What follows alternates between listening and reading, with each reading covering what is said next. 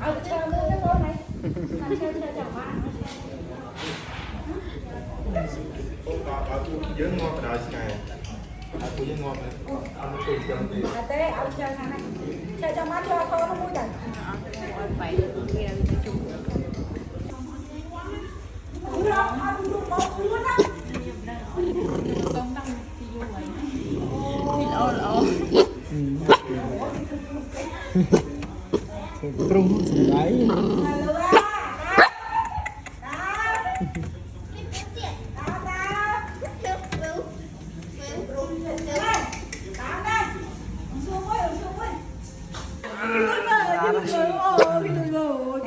Mungkin tak lah.